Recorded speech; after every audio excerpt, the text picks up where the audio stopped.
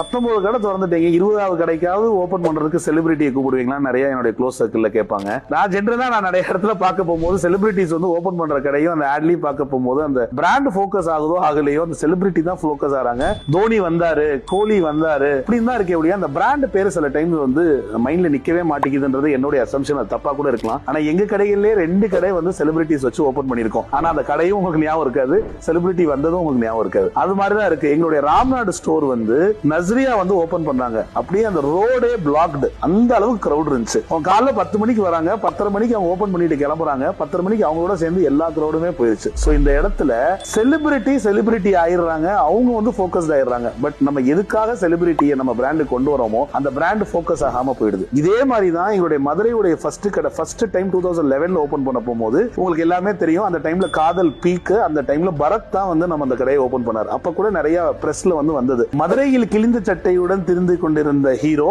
இப்ப சட்டை கடை திறப்பு விழாவுக்காக வந்திருக்கிறார் அப்படின்னு சொல்லி அதுல போட்டிருந்தாங்க. அதுலயும் பாத்தீங்கன்னா ஃபோக்கஸ் அந்த ஹீரோக்கு தான் இருந்துச்சே ஒழிய நம்ம பிராண்டுக்கு இல்லவே இல்ல. சோ இந்த இடத்துல என்ன முக்கியம்னா செலிபிரிட்டி வந்து ஒரு பிராண்டை என்டாஸ் பண்ண போகும்போது பிராண்ட் செலிபிரிட்டியை விட பெருசா இருந்தாதான் செலிபிரிட்டி வர்றதுல வந்து அது காம்ப்ளிமெண்ட் பண்ண முடியுமே ஒழிய பிராண்டை விட செலிபிரிட்டி பெருசா இருந்தா பிராண்ட் சப்ரஸ் ஆயிடும், செலிபிரிட்டி ஃபோக்கஸ் ஆயிடுவாங்க. இதுல தப்பு நான் சொல்ல வரல. இந்த இடத்துல மார்க்கெட்டிங் ஆங்கிள்லயும் அட்வர்டைசர் ஆங்கிள்லயும் நம்ம வந்து அதை பார்த்துக்கணும். அதை பார்த்து அதை கரெக்டா பேலன்ஸ்